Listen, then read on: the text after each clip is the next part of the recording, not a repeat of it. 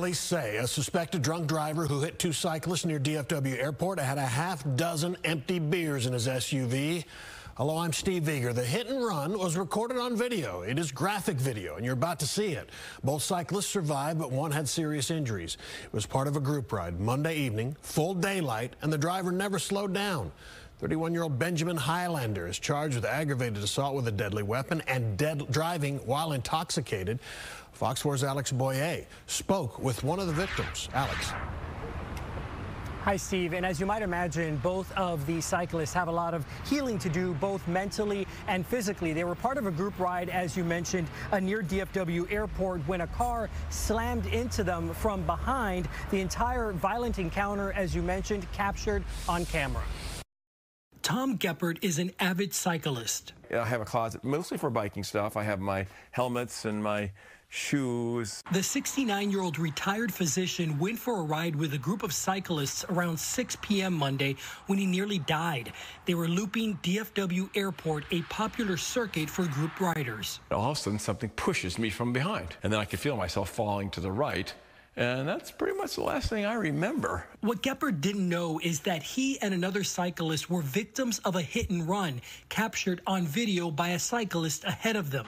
The group was headed east in the right lane of Airfield Road near Freeport Parkway when the white Subaru drove into them without appearing to slow down, knocking one rider off her bike and then running over Geppert before driving off. I was unconscious for a number of minutes. I guess some people thought I wasn't breathing. Geppert said the SUV ran over his thigh. The video shows his helmet hitting the pavement. He credits his bike with saving him. Just so lucky that it happened to be my thigh, you know, and I think the bike kind of elevated the car a little bit. Geppert was taken to the hospital where doctors did a CT scan of his brain. He suffered a concussion. I don't feel like I'm mentally 100%.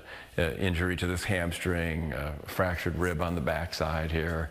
Geppert doesn't recall getting run over. He watched the video, amazed he's still alive. The other injured rider was bandaged up by EMS at the scene. Just horror, you know, and you know, your brain is going, hey, you know, can't you see me? Stop. And then, oh, why are you driving over me? Oh, my goodness. You know, it's like, it's just awful. Other cyclists followed the driver to the parking lot of this nearby gas station.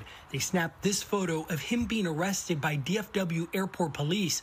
According to the arrest report, he tried to rush towards EMS crews who were treating Geppert, police having to pull him back. The suspect is 31-year-old Benjamin Highlander, identified in the report as an American Airlines cargo worker.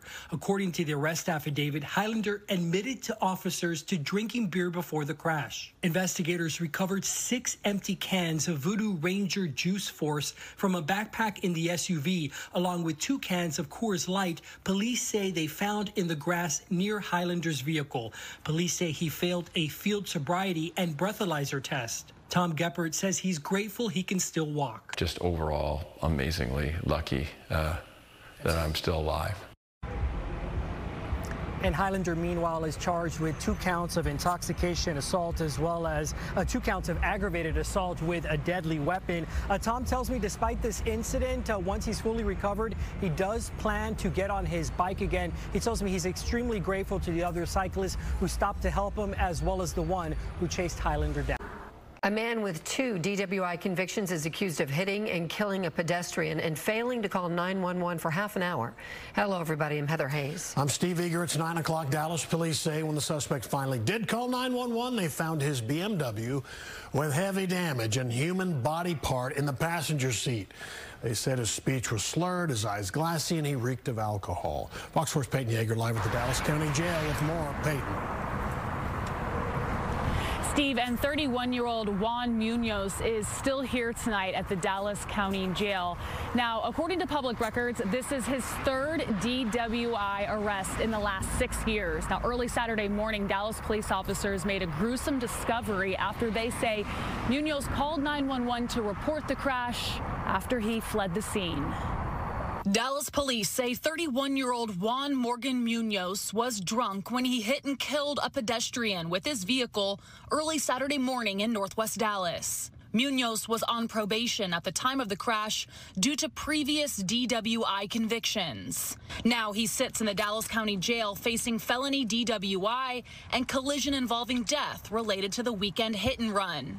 According to an arrest warrant affidavit Fox 4 obtained on Monday, Munoz called 911 to report the crash more than 30 minutes after it happened. Munoz admitted to police he hit a person with his BMW near Story Lane and I-35E and then continued to drive about a mile to his employer, Mako Auto Body Shop. This grainy surveillance video shows the police presence that shut down Story Lane for more than 8 hours. In the shop parking lot, officers noticed the white BMW had a hole in the front passenger windshield, an entire arm on the front passenger seat, along with blood. Plus, investigators say Munoz had glassy, watery eyes, slurred speech, and a strong odor of an alcoholic beverage. Munoz told officers he left a Grand Prairie Hooters and was headed into work. Monday, Fox 4 visited the Mako body shop, where the manager told us Munoz wasn't scheduled to work overnight. Munoz claimed to police he took one Patron shot in the afternoon. However, police say he didn't pass any field sobriety tests. Plus, police recorded his breathalyzer test as a .179, more than twice the legal limit. In 2018, Munoz pled guilty to a DWI charge out of New Hampshire and paid a fine. In summer 2023, Munoz was arrested for DWI in Fort Worth. He pled guilty and was sentenced to 2 years probation. Now, the victim has not been identified yet. Now, before Munoz was booked into the Dallas County Jail, he did provide a blood sample. But according to that arrest warrant affidavit, Munoz told detention officers as he was being booked in that he did also have cocaine in his system. A grand jury indicted a man and woman on capital murder charges for a deadly parking lot shooting at a Frisco Walmart. 2 people were shot during that botched armed robbery. This is back in November. Zachary Lowe was finishing a shift when 2 people approached him asking for cigarettes, then demanded money from him. All this happening at gunpoint. He said he tried to get away. That's when he was shot. Another man, a passerby, was shot and killed. The survivor talked with Fox 4's Amelia Jones. She joins us now from Frisco. Amelia. Heather, Zachary Lowe told me he's still in pain and simple tasks like getting dressed is still difficult. This is the first time we're hearing from him since the attack. He wants the 2 people indicted for shooting him and killing another man to be prosecuted to the fullest extent. Everything's different now. 7 months after he was shot twice in the back, Zachary Lowe still gets nervous to go outside. I can't shake the feeling that something bad is going to happen to me. Like it did last November when he was heading home from his job at a Frisco Walmart. This guy comes up to me, asks me for some cigarettes. Lowe didn't have any, and that's when he says the man pulled out a gun and demanded money. It's like fight or flight instinct. When the man turned his attention to another person, that's when Lowe says he ran back towards the Walmart and was shot twice in the back. After I was struck, I was able to get right back up. You know, adrenaline was pumping, and I basically limped my way to the front entrance of Walmart. The Army veteran spent 3 weeks in the hospital and celebrated his 21st birthday from a hospital bed. His scar is a reminder of how close he was to being killed. The other person the shooter turned his attention to was 62-year-old Yang Duan. The husband and father, originally from Vietnam, didn't survive. He saved my life. You know, without him, I think I wouldn't be here today. In May, Frisco police say they got an anonymous tip that led to the arrest of 2 suspects in Louisiana, 42-year-old Jarrell Harris and 37-year-old Stephanie Gayden. Last week, a Collin County grand jury indicted Harris on charges of capital murder and aggravated robbery. They also indicted Gayden on capital murder charges for her role, which is still unclear. It makes me feel pretty good, you know. I definitely want to see both of them go to jail. Lowe hopes this gives Dwan's family some closure. I know that nothing will, you know, make this feel better for them at all. They're always going to miss him. And he prays this means he's one step closer to justice. They 100% did that with evil intent, and it wasn't an accident. They did it on purpose. They shouldn't be given another chance. Gayden is currently at the Collin County Jail, and her bond is set at $1 million. Harris is still in Louisiana. He was already in custody on unrelated charges. The Collin County Sheriff's Office, along with the DA's office, is working to get Harris back to Texas to face these charges. Heather. Back. The Mansfield mother killed during a Juneteenth celebration in Central Texas over the weekend is being remembered as a loving, giving, and selfless friend. She was one of 2 people killed and 14 people wounded. Fox 4's Dionne Anglin has more. She was a very humble spirit, a very kind person, super highly intelligent. Words to describe Lindsay Vicnair, an innocent bystander shot and killed Saturday night at a Juneteenth celebration in Central Texas. The Vicnairs were actually in the Juneteenth parade that morning. Lindsay's husband, Kevin, was with her at the celebration when they heard gunshots, and his wife was caught in the crossfire. He performed CPR, trying to save her. Help just didn't arrive in time. It just didn't arrive in time. Family friend Candace Cooper remembers how they connected through the track club she co-founded, Austin Honey Badgers. We became a village for her children. She says the Vicnair family, with their 3 small children, got involved with the group 2 years ago when they moved from Mansfield here in North Texas to the Austin area. She was a lawyer. And so you don't typically see, a lot of attorneys that are willing to be outside all day with children and wanting to even more so get involved. Cooper says their bond was instantaneous, and Lindsay was a genuine pillar of support. Typically, when our volunteers are finished with the gate, then they pretty much go sit down and watch their kiddos, but not Lindsay. So she was, okay, what else do you need me to do?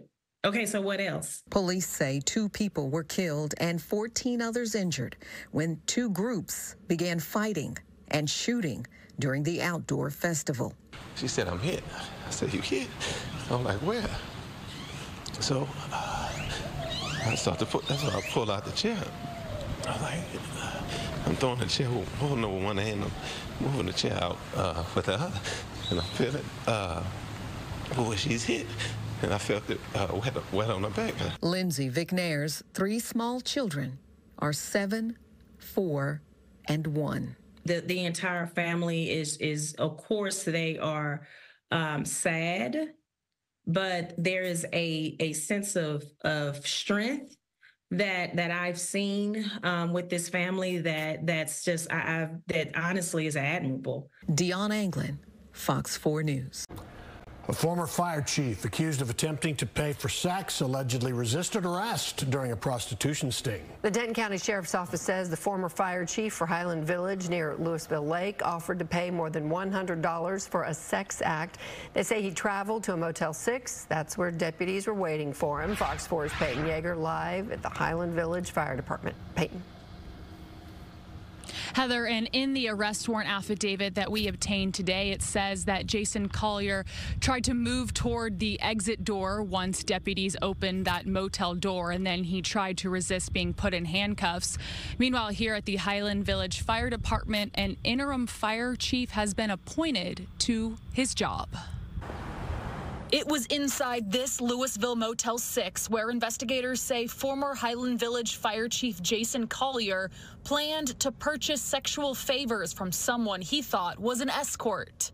Inside, deputies were waiting inside a room. The Denton County Sheriff's Office Human Trafficking Unit, along with other North Texas agencies, set up an undercover operation last week, arresting 14 people in total.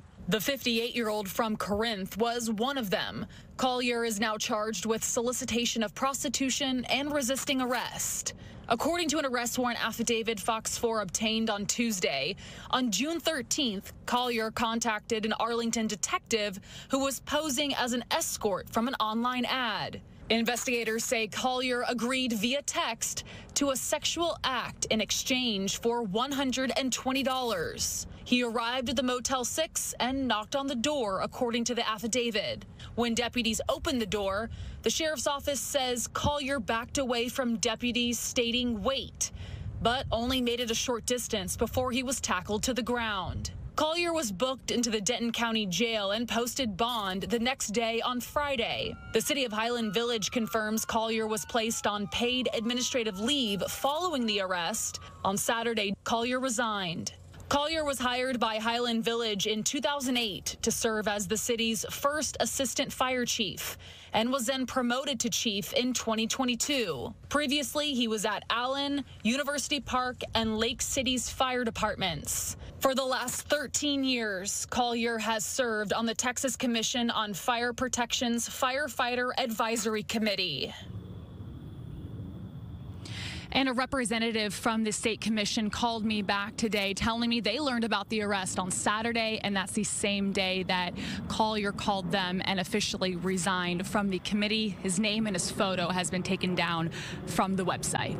I'm proud that they took the decisive action to stop the threat and to save her life. The police chief in Arlington is praising his officers who shot and killed a man they witnessed stalking and shooting his ex-girlfriend. Police say the woman is alive tonight because of the officer's actions. Hello, everybody. I'm Heather Hayes. And I'm Steve Eager. Police released still images from the dash cam of the officer who arrived at a park to see 42-year-old Shannon Boyd shoot his ex-girlfriend. The woman previously reported that Boyd followed and threatened her in the days leading up to the shooting. Fox 4's Alex Boyer has the very latest. Alex. Hey guys, you know, the shooting happened in this secluded park. The police chief today said that the suspect used a tracker to follow the woman here when he carried out that crime. Now, we've learned also today that the two were in a long-term relationship and had broken up months before the shooting.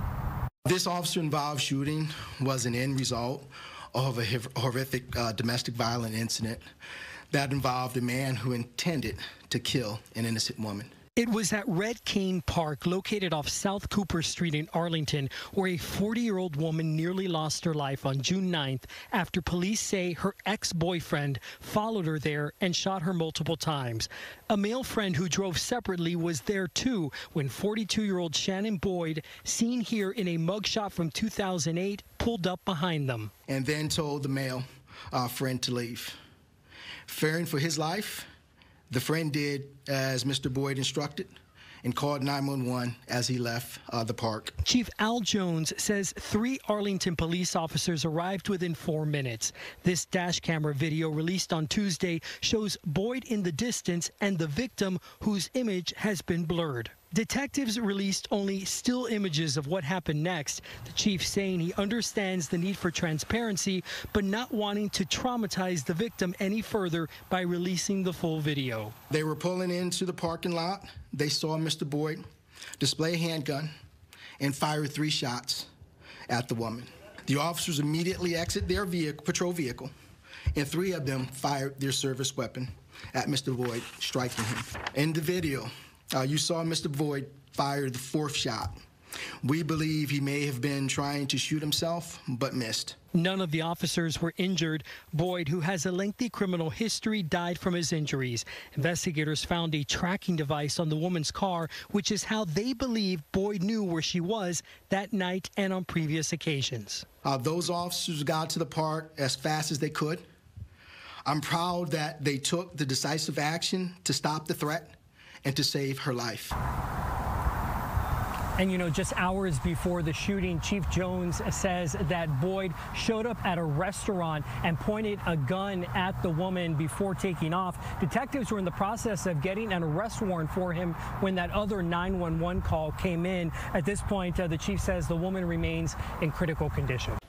A trailer belonging to a dance studio has been returned just days after it was stolen. The trailer contained props and sets for the Dance and Arts Connection that were going to be used for a national dance competition. Then Monday, they got the good news. The son of the owner of a business next door found it. Fox 4's Amelia Jones live in Royce City tonight with the update. Amelia. Steve, while Rockwall County Sheriff's Office continues to try to figure out who stole the Royce City Dance Studios trailer, the students and staff are ecstatic to have it back. The last week for Dance and Arts Connection in Royce City has been rough. Days before the group is set to take the stage for a national competition. Their trailer, filled with all their props and sets for their routines, was stolen. I didn't realize how much props meant to our dancers, till it's taken away from him. Surveillance video from a neighboring business shows the crime last Wednesday night. A black pickup truck drives behind the studio building and leaves with the trailer in tow. As they say in showbiz, the show must go on. So on Father's Day, dancers, their families, and neighbors rebuilt and painted the lost pieces. It was great. We just all came together and nobody missed a beat. Then Monday night, studio owner Vicki Staten got the call she'd been waiting for. The trailer had been found. And I was actually rehearsing, and the girls go screaming. They're like, our trailer! I said, wait. It was found almost 2 hours away off I-20 in Van Zandt County, but the person who spotted it is much closer to home. Yes, he was actually on Highway 20 on the way back to Rockwall County. Tiffany Hinojosa owns iTech Communications next door to the studio. It was her son who found the trailer on his way home from working in Tyler. So it was Monday about 6:37 on his way back home. He sends me a picture of the trailer on the side of the highway, and he's like, guess what I just found? I was like, what? He's like, you don't see it? And so when I looked at it, I noticed that's the trailer. Hinojosa's 19-year-old son called 911. Van Zandt County Sheriff deputies ran the VIN number, and it was a match for the studio's trailer. I'm happy for them, I'm happy for him, and so we're all happy that it worked out. With that behind them, it's all eyes on the prize. I think they want to prove something even more than they normally do. So I do. I think that it's going to be a big deal. The Rockwall County Sheriff's Office is investigating someone in connection to the crime, but they wouldn't provide any other details.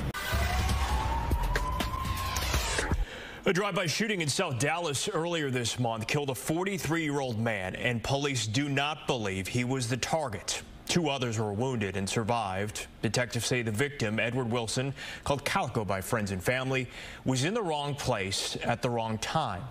Fox 4's Sean Rabb has the surveillance video.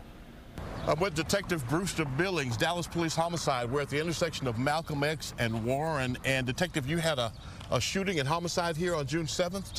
Yes, sir. So June 7th, about 9 o'clock, 9:10, there was a large group of people here at this club here, over here at this business, and then several people hanging out here in this parking lot. 2 white pickup trucks drive down the street here and open fire in the direction of this business over here. There was a white Mercedes parked there. Our victim, Edward Wilson, his friends and family called him Calico, was standing by that and got hit, ran behind the Mercedes where we found him deceased. Do you have any idea if Calico Wilson was the target? We don't believe that Calico was the target. From everything I've heard, I've never met the man, but everything I've heard, he was a great guy, good guy in the neighborhood. Everybody knew him. He lived here in the neighborhood. Have no reason to believe that he's the target of this. Describe the trucks for me. All right, the first truck is a brand new F-250. White 4-door. The second is a new GMC Sierra single cab base model, but they both look to be brand new. We don't have license plates on them. We're really trying to, if anyone knows who is in those vehicles, we want them to come forward. Of the 2 pickup trucks, they come down off of Pennsylvania and turn right onto Malcolm X, and they drive slowly down here. They're a couple seconds apart. There were hundreds of witnesses.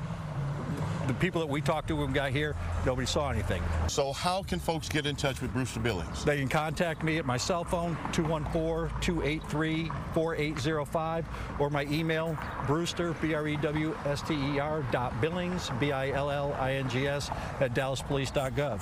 Who are the people in the 2 pickup trucks who rolled through opening fire on the crowd of folks? Get at Detective Brewster Billings. Get at the detective.